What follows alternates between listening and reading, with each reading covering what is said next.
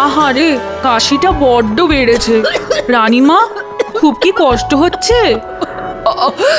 কি করে যে ঠান্ডা লেগে গেল জানি না। তার উপর তোদের মহারাজ আজ আবার খামবাজ রাজ্যে যাচ্ছেন।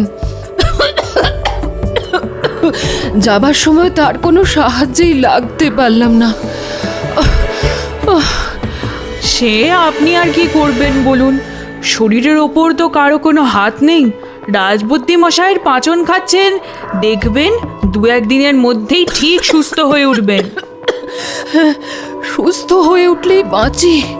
এভাবে রোগী হয়ে সারা দিন বিছানায় পড়ে থাকা আমায় কি মানায়? কি, কেমন আছো রানী? ওই একই রকম। তোমাকে এই অবস্থায় রেখে যেতে কিছুতেই মন চাইছে না, কিন্তু কি করব বলো? অত বড় একটা আলোচনা সভায় স্বয়ং নবাব, তারপর বর্ধমানের রাজা উপস্থিত থাকবেন। আর তুমি তো জানো কিভাবে আমাদের এই বাংলাকে সোনার বাংলা তৈরি করা যায়। তাই নিয়ে অনেক পরিকল্পনা হবে। জানি তো, তাই তো বলছি, আমার জন্য কোনো চিন্তা করবেন না। ঘুরে এসে দেখবেন ঠিক সুস্থ হয়ে গেছি। সুস্থ হলেই মঙ্গল। শোনো, রাজবৈদ্যকে আমি বলে দিয়েছি সকাল বিকেল তোমাকে দেখে যাবে, কিন্তু এই অবস্থায় তোমাকে ছেড়ে যেতেও না একেবারে ইচ্ছে করছে না। ঠিক আছে, আমার জন্য এতটা উতলা না হয়ে যে কাজে যাচ্ছেন সেটা ভালো করে আসুন। তাহলে আমি আসি। হ্যাঁ, আসুন।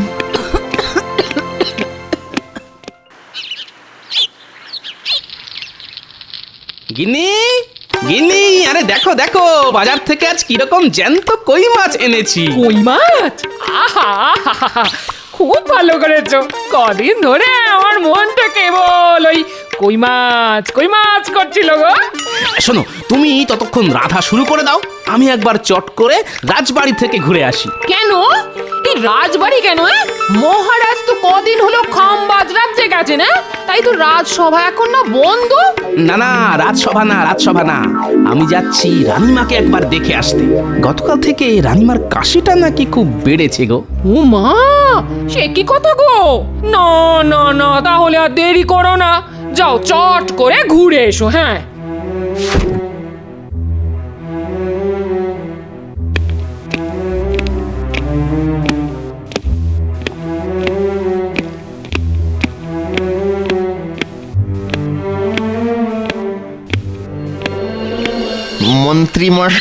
মন্ত্রী মশাই, যা বলতে এসেছিস চট করে বলে ফেলতো। মানে বলতে এসেছিলাম যে হাট একেবারেই খালি, তাই যদি গরিবের কিছু সাহায্য করতেন। এই দেখো, এমন সময় এসে চাইলি যে দেখ আমারও হাত খালি, তোরা কি যে করিস। খালি তো ভর্তি করে নিন। শুনলাম মহারাজ কদিনের জন্য খামবাজ রাজ্যে গেছেন, এই তো সুযোগ। না রে, সেটা মনে হয় এবার হবে না। মহারাজ খুব শেয়ানা হয়ে গেছে, রাজকোষের চাবি দিয়ে গেছে মহারানীর হাতে। যাচ্ছিল, তাহলে তো দেখছি আপনার ওই বাড়া ভাতের ছাই পড়ে গেছে একেবারে, খুবই খারাপ ব্যাপার। আরে রাজবৈদ্য না, রাজবৈদ্য, আরে ও রাজবৈদ্য, বলি চললে কোথায়? রাজবাড়িতে। কেন রাজবাড়িতে কেন? রানীমার শরীর গতিক ভালো নয়, কদিন ধরেই কাশি তো হচ্ছিলই, আজ নাকি আবার ওই কাশির সাথে রক্ত পড়েছে। ও বাবা, এ তো খুব চিন্তার কথা। এদিকে মহারাজও কবে ফিরবেন তার ঠিক নেই। চলো, আমিও যাব তোমার সঙ্গে। তোরা এখন বাড়ি যা, আমি রাজবাড়ি থেকে ঘুরে আসি। সম্ভব হলে এই রাজকোষের চাবিটাও নিয়ে আসতে হবে। হ্যাঁ,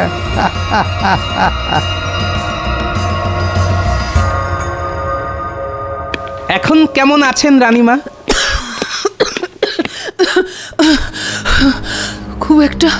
খুব একটা ভালো নয় গোপাল। কাশিটা কিছুতেই কমছে না। আজ আবার কাশতে কাশতে রক্ত পড়েছে। সে কি? না না, কাশির সাথে রক্ত পড়া তো ভালো কথা নয়। তা রাজবৈদ্যকে কি খবর পাঠানো হয়েছে? হ্যাঁ, পাঠিয়েছি, তিনি এসে পড়লেন বলে। এসে পড়লেন নয়, এসে গেছি। আপনি কোনো চিন্তা করবেন না রানীমা, রাজবৈদ্যকে একেবারে বাড়ি থেকে তুলে নিয়ে এসেছি। আমাকে আবার তুলে আনলো কখন? বরং বরং আমার কাছ থেকে তো সব কিছু শুনে নিজেই তো আমার পিছু পিছু চলে এলো।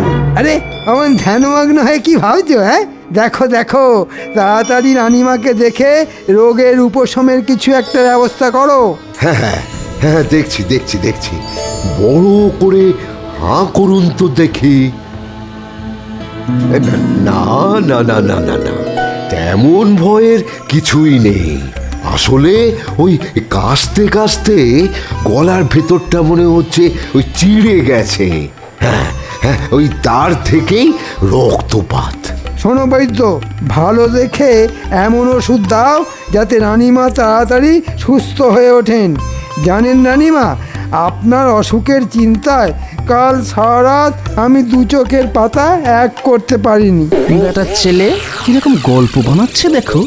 আজ সকালে বাজারে দেখা হতে একবারও তো রানীমার কথা বললো না, উল্টে গুচ্ছের বাজার করে আমার নাকের উপর দিয়ে থলি দুলিয়ে বাড়ি চলে গেল। কাশিটা পুরোপুরি নির্মূল হতে আরো কটা দিন সময় লাগবে। মন্ত্রীমশাই, রাজকাজের কোনো অসুবিধে হচ্ছে না তো? না না, অসুবিধে আবার কোথায়, শুধু রাজকোষের চাবিটা যদি দিতেন। কেন, রাজকোষের চাবি দিয়ে আপনি আবার কি করবেন? দেখো গোপাল, যা বোঝো না তা নিয়ে কথা বলো না। বারে, বুঝবো না কেন? মহারাজ তো যাকে যা দেবার সবকিছু দিয়ে গেছেন। হ্যাঁ, তা অবশ্য দিয়ে গেছেন।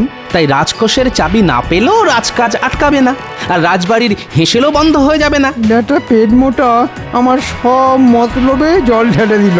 রানীমা, এসব রাজকাজের চিন্তা না করে আপনি একটু ঘুমোবার চেষ্টা করুন তো, দেখবেন ভালো করে ঘুমোলে সব ঠিক হয়ে যাবে। তুমি একেবারে ঠিক কথাই বলেছ গোপাল, ঘুমটাই এখন খুব দরকার। আমি তাহলে এখন আসছি রানীমা, বিকেলে আবার আসবো।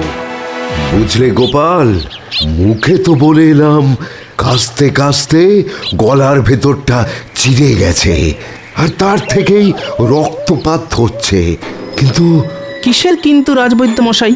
সত্যি কথা বলতে কি, রানীমার শরীর গতিক কিন্তু সুবিধার বলে মনে হলো না। আজ না হয় পাচন দিলাম, পাচন খেয়ে সুস্থ হয়ে গেলে ভালো, কিন্তু কিন্তু ভালো না হলে খুবই চিন্তার বিষয়ে গোপাল। কি বলছেন কি? আমি ঠিকই বলছি। এদিকে মহারাজও রাজ্যের বাইরে, তিনি থাকলে এতটা চিন্তা আমার হতো না। তার মানে মহারাজকে খবর পাঠাতে বলছেন? কিন্তু সেখানেও তো সমস্যা। খাম্বাজ রাজ্য তো আর খুব একটা কাছে নয়, দ্রুতগামী ঘোড়ায় চড়ে গেলেও 1.5 দিন লেগে যাবে। হ্যাঁ, ওই যাওয়া আসার দূরত্বটা একটা সমস্যা বটে। যেতে 1.5 দিন, আসতে 1.5 দিন, তারপর মহারাজকে খবর দিয়ে নিয়ে আসা, সবকিছু করতে করতে তো কমপক্ষে 3-4 মতো তো লেগে যাবেই।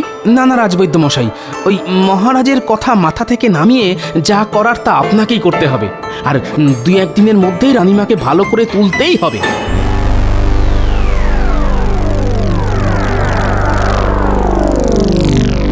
কি গো, পাতের উপর মাছ নিয়ে কি এত ভাবছো? হ্যাঁ, বলি খেয়ে বলো, তেল কইটা কেমন রেঁধেছি? হ্যাঁ হ্যাঁ হ্যাঁ হ্যাঁ, এই তো খাচ্ছি। না, আজ তো দেখছি তোমার মাথায় চিন্তামণি ভর করেছে। এই এই কি এত ভাবছো বলো তো? হ্যাঁ, ভাবছি মানুষ দূরে কোথাও চলে গেলে বিপদে আপদে তাকে খবর পাঠাবার কোনো ব্যবস্থাই নেই আমাদের কাছে। হঠাৎ করে এই ভাবনা মাথায় এলো কেন?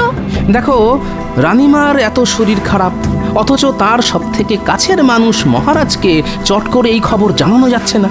অথচ আমাদের কাছে সেই রকম যদি কোনো উপায় থাকতো তাহলে কত ভালো হতো বলো তো। এক লহমায় মহারাজ জেনে যেতেন।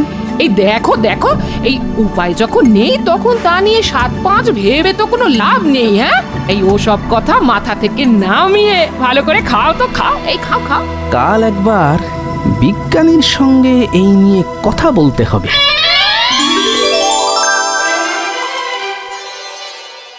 রানীমা, ফল খাওয়ার পর ওষুধ খেতে হবে কিন্তু।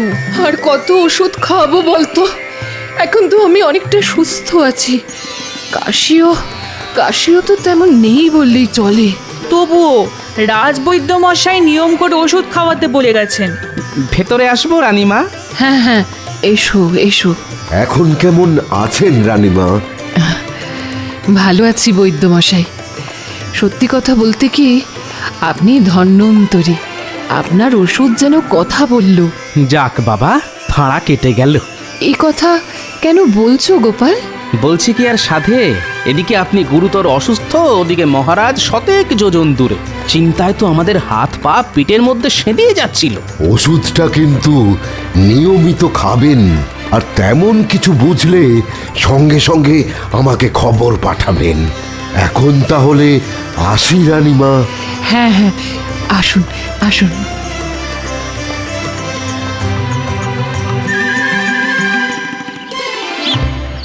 বিজ্ঞানী, বিজ্ঞানী! গোপাল ডাকছে না? জানি। দাঁড়াও দাঁড়াও, আসছি। কি ব্যাপার, হঠাৎ না বলে না কয়ে আমার বাড়ি পথ ভুল করেছো? ভেতরে চলুন, কথা আছে। হ্যাঁ, এবার বলো কি কথা? আচ্ছা বিজ্ঞানী, ধরুন কোনো মানুষ দূরে কোথাও কাজে গেল, হ্যাঁ, সে তো যেতেই পারে। এর মধ্যে তার বাড়িতে কোনো বিপদ ঘটলো, হ্যাঁ, সে তো ঘটতেই পারে। তাহলে মানুষটা সেই খবর পাবে কি করে? হ্যাঁ, হঠাৎ এই প্রশ্ন কেন? আপনি তো জানেন রানীমার শরীর গতিক ভালো যাচ্ছিল না। হ্যাঁ, কথাটা শুনে অবধি খুব চিন্তায় আছি গোপাল। তা আজ কেমন আছেন উনি? একরকম সুস্থ হয়ে গেছেন, যাক বাবা, নিশ্চিন্ত হওয়া গেল। কিন্তু আমি যে পুরোপুরি নিশ্চিন্ত হতে পারছি না বিজ্ঞানী। কেন? ধরুন রানীমার যদি বাড়াবাড়ি হতো, তাহলে তো সেই খবর মহারাজকে পাঠাতেই 1.5 দিন লেগে যেত। তারপর মহারাজের ফিরে আসা, সেও প্রায় 1.5 দিন। খুবই ন্যায্য কথা বলেছো গোপাল। একমাত্র ঘোড়া ছাড়া আমাদের কাছে না আছে কোনো দ্রুতগামী যান, না আছে খবর পাঠানোর কোনো ব্যবস্থা। দূরত্বের কাছে আমরা সত্যিই বড় অসহায় গোপাল। বিজ্ঞানী হয়েও আপনি এ কথা বলছেন? আচ্ছা, বিজ্ঞান কি এমন কোনো যন্ত্র আবিষ্কার করতে পারে না যা দিয়ে বিপদে আপদে দূরের লোকের সঙ্গে খুব তাড়াতাড়ি যোগাযোগ করা যায়? ব্যাপারটা নিয়ে আমিও এক সময় ভাবনা চিন্তা করেছিলাম গোপাল। এক প্রান্ত থেকে অন্য প্রান্তে খবর পাঠানোর জন্যে কিছু পরীক্ষা নিরীক্ষাও করেছিলাম, কিন্তু পরে আর নানান কাজের চাপে সেটা আর বেশি দূরে গইনি। হ্যাঁ, এবার সব কাজ ফেলে ওটাকে নিয়ে ভাবনা চিন্তা শুরু করে দিন। একবার যদি ওটা আবিষ্কার করতে পারেন না, তাহলে দেখবেন আপনি জগৎ বিখ্যাত হয়ে যাবেন। বলছো? ঠিক আছে ঠিক আছে, কাল থেকেই না হয় শুরু করে দেবো, কেমন? কাল নয়, আজই, আজ থেকেই শুরু করে দিন। আজ থেকে?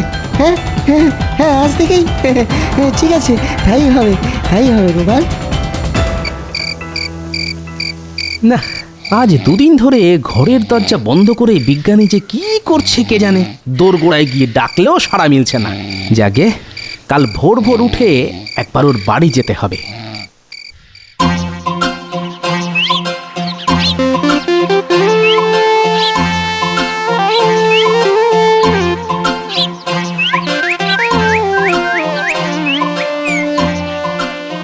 এই দেখো গোপাল, এখন এই বাটির মতো দেখতে পাত্রটা কানে চেপে ধরে দূরে চলে যাও, অনেক দূরে, ওই ওখানে। আমি এই বাটিটায় কথা বলছি, দেখি তুমি শুনতে পাও কিনা। গোপাল গোপাল, আমার কথা শুনতে পাচ্ছ? কি গো, শুনতে পাচ্ছ? না, কিচ্ছু শুনতে পাচ্ছি না। দেখো তো এবারে শুনতে পাচ্ছ কিনা। না, শুনতে পাচ্ছি না কিছু। কিছু শুনতে পাচ্ছ না? আচ্ছা, কি করি কি করি? আচ্ছা আচ্ছা গোপাল, যন্ত্রটা নিয়ে তুমি তোমার ঘরের চালের ওপরে ওঠো তো, তারপরে দেখো শুনতে পাও কিনা। কি গোপাল, শুনতে পাচ্ছ? হ্যাঁ হ্যাঁ, এবারে পাচ্ছি, তবে আস্তে আস্তে। কি কি গোপাল, এবারে শুনতে পাচ্ছ? হ্যাঁ বিজ্ঞানী, শুনতে পাচ্ছি, একদম স্পষ্ট শুনতে পাচ্ছি। কিছু একটা হচ্ছে মনে হচ্ছে, আড়াল থেকে শুনতে হবে।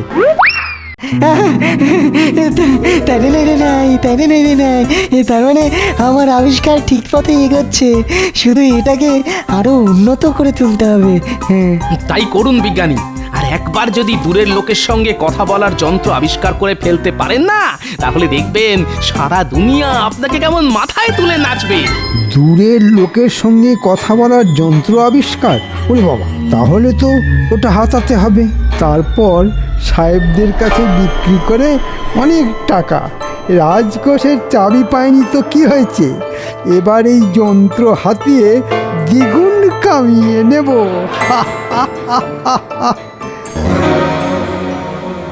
এবারে এমন জোরে মারবো না, দেখবি আমার গুলি তোরা কেউ ধরতেই পারবি না।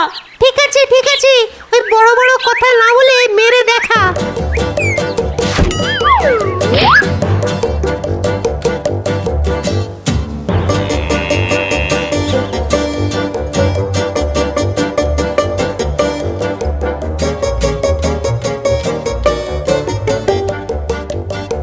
বুঝলি পুরি, এই মাঠটা না খুব সুন্দর, কাল থেকে আমরা রোজ এই মাঠেই খেলতে আসবো।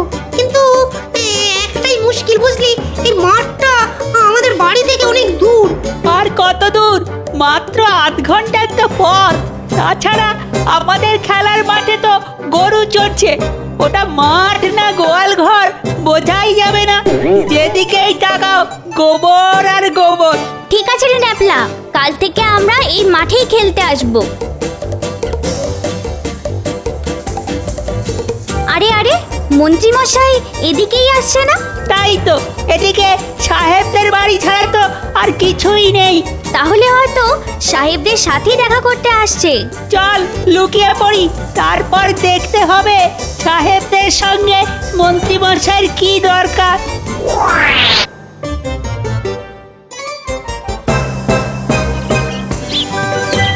সাহেব সাহেব, ও সাহেব, কোথায় গেলে সব? আরে মন্ত্রী, কি ব্যাপার? What happened? একটা দারুণ খবর নিয়ে এসেছি সাহেব। বলো বলো, কি খবর? আমাদের বিজ্ঞানী একটা দারুণ যন্ত্র আবিষ্কার করে ফেলেছে। হ্যাঁ গো সাহেব, দূরের লোকের সাথে কথা বলার যন্ত্র। দূরের লোকের সহিত কথা বলার যন্ত্র? How rubbish! How strange! আমরা এতদিন যা পারিলাম না, সামান্য একজন কালা আদমি তাহা করিয়া ফেলিল। না না না না না, একেবারে হইতে দেওয়া যায় না।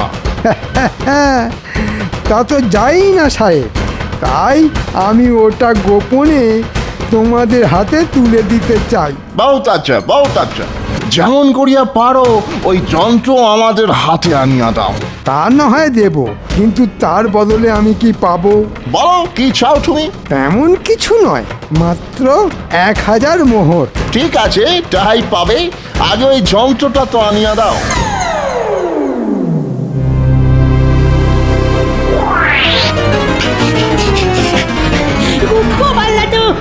গোপাল দাদু, কিরে, কি হয়েছে? ঠিক আছে, তোরা যা, আমি এর ব্যবস্থা করছি।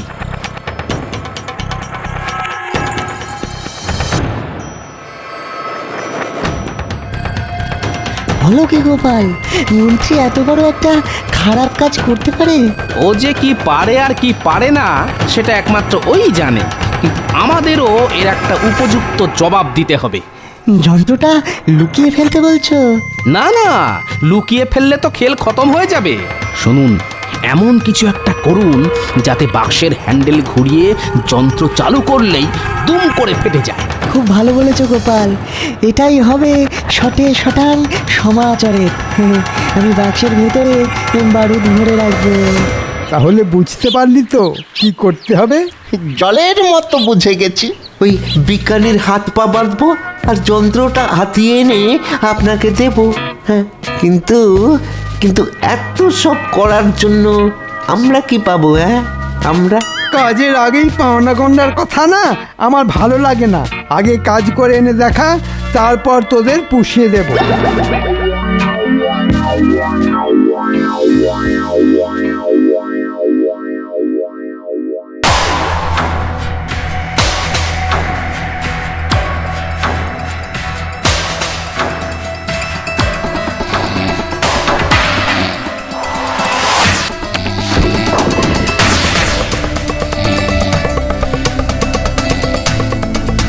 বিজলি ঘটা এটাই মনে হচ্ছে সেই যন্ত্র যেটা মন্ত্রী মশাই হাতাতে বলেছেন। তাহলে তাহলে চল এই যন্ত্রটা নিয়ে পালাই। হ্যাঁ, কিন্তু কিন্তু বিজ্ঞানীর হাত পা বাঁধতে হবে তোরে। দরকার নেই, ও বেটা ঘুমিয়ে একেবারে কাঁদা।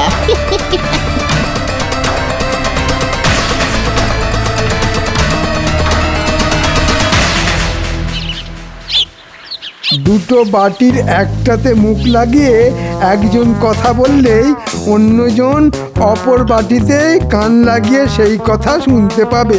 হ্যালো হ্যালো, শুনিতে পাইতেছো? Hello hello hello. No man no, কিছু শোনা যাইতেছে না। এই দেখো, বলতেই ভুলে গেছি, ওই যে 4 চৌকো বাক্সটার গায়ে হ্যান্ডেল রয়েছে ওটা ঘোরাতে হবে সাহেব। এটা যন্ত্র দিয়া আমাদের মারিয়া ফেলিবার ষড়যন্ত্র। ওরে বাবা রে, মেরে ফেললে রে, মেরে ফেললে। হল্ট হল্ট মন্ত্রী, আরে ওই শুট করিয়া দিব। তোমাকে থামিতে বলিতেছি, আমরা কিন্তু গুলি করিব। থামো মন্ত্রী, থামো থামো বলিতেছি। ওরে বাবা রে, আমার কি হবে রে?